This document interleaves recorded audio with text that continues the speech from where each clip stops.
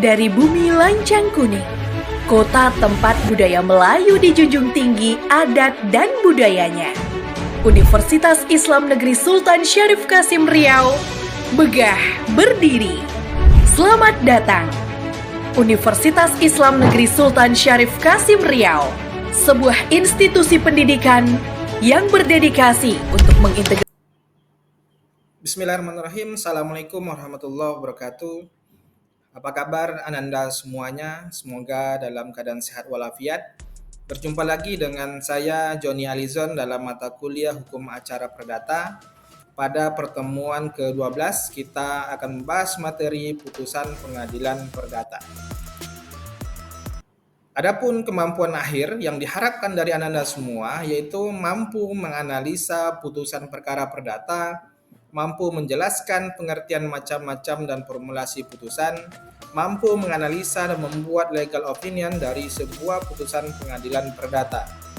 Sebelum kita lanjutkan materi ini, saya ingin mereview pertemuan sebelumnya, materi sebelumnya yaitu terkait dengan pembuktian dan alat bukti, di mana alat bukti dalam hukum perdata ada 5, ada surat, ada saksi, ada persangkaan, ada pengakuan, dan sumpah.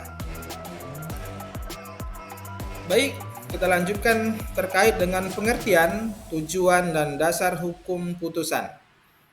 Definisi putusan, putusan pengadilan adalah penetapan resmi yang dikeluarkan oleh hakim setelah melalui proses pemeriksaan untuk menyelesaikan sengketa perdata.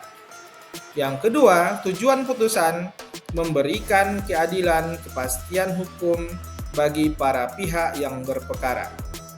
Sumber hukum dari sebuah putusan perdata yaitu KUH Perdata, kemudian ada HIR, RBG, dan peraturan lain yang relevan dengan putusan pengadilan. Klasifikasi putusan, putusan berdasarkan sifatnya, ada putusan bersifat final atau putusan akhir, yaitu putusan yang menyelesaikan pokok perkara. Kemudian ada putusan sela yang diberikan sebelum putusan akhir untuk menyelesaikan aspek tertentu, misalnya putusan provisi atau putusan penundaan suatu kegiatan. Putusan berdasarkan keadaan hukumnya, ada putusan pestek, yaitu putusan yang diberikan ketika tergugat tidak hadir. Ada kalanya dalam persidangan tergugat dari sidang pertama sampai sidang terakhir tidak hadir dan yang hadir hanya penggugat, maka hakim akan memutuskan dengan putusan pestek. Kemudian putusan berdasarkan jenisnya, ada putusan deklaratoir, yaitu putusan yang menyatakan suatu keadaan hukum tertentu. Kemudian ada konstitutif, yaitu putusan yang mengubah atau mengakhiri suatu keadaan hukum. Terakhir ada putusan kondemnatoir, yaitu putusan yang menghukum pihak tergugat untuk memenuhi tuntutan penggugat.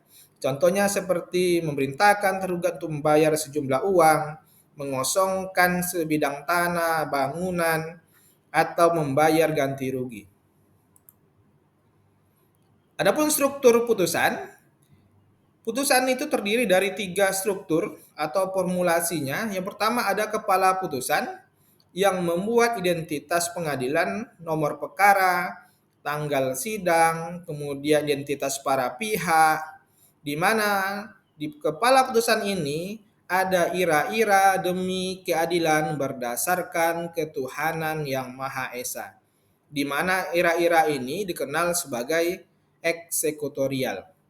Yang kedua, ada pertimbangan hakim, yaitu dasar hukum dan pertimbangan faktual yang melatar belakangi sebuah putusan pengadilan. Terakhir ada amar putusan, isi keputusan yang mengikat para pihak. Proses pengambilan keputusan. Adapun tahapan pertama yaitu pemeriksaan yang dilakukan oleh majelis hakim, mulai dari gugatan, jawaban, replik, duplik, kemudian pembuktian, kemudian kesimpulan. Setelah semua dokumen itu diperiksa oleh majelis hakim, maka masuk ke tahapan kedua yaitu musyawarah majelis hakim, yaitu diskusi antara majelis hakim untuk sampai kepada kesepakatan apakah gugatan penggugat dikabulkan atau ditolak. Terakhir, pembacaan putusan. Ketua Majelis Hakim membuka sidang, kemudian membacakan putusan. Kekuatan putusan. Putusan berkekuatan hukum tetap di mana putusan ini adalah putusan yang tidak dapat lagi diajukan upaya hukum banding ataupun kasasi. Kemudian ada eksekusi putusan, adalah proses pelaksanaan putusan oleh pengadilan untuk memastikan pihak yang kalah menjalankan putusan. Ada kalanya yang kalah tidak mau secara sukarela untuk menjalankan isi putusan, maka pengadilan bisa mengeksekusi terkait dengan putusannya jika diajukan permohonan eksekusi oleh yang menang. Baik, kesimpulan dari materi kita hari ini yaitu yang pertama, putusan pengadilan adalah alat utama dalam penyelesaian sengketa dan penegakan hukum. Di mana kita ketahui di Indonesia adalah negara hukum, maka sengketa bisa diselesaikan melalui pengadilan. Yang kedua, memberikan kepastian hukum. Indonesia adalah negara hukum, maka hukum menjadi panglima untuk menyelesaikan persoalan yang ada di warga negara. Yang ketiga yaitu melindungi hak, di mana warga negara punya hak dan punya kewajiban ketika haknya dilanggar, maka dia punya hak untuk mengajukan tuntutan hak atau gugatan di pengadilan. Terakhir, menjadi acuan hukum atau jurisprudensi, di mana hakim-hakim yang akan datang boleh mengikuti atau mengambil keputusan berdasarkan putusan pengadilan yang telah diputuskan oleh hakim-hakim terdahulu. Baik, di akhir kuliah ini saya sampaikan tugas kepada Anda semua, yaitu membuat analisis dan telaah putusan perkara perdata, di mana masing-masing mahasiswa mencari putusan perkara perdata di Direktori Putusan Mahkamah Agung, kemudian dianalisa dan ditelaah, hasilnya dituangkan dalam pendapat hukum atau legal opinion.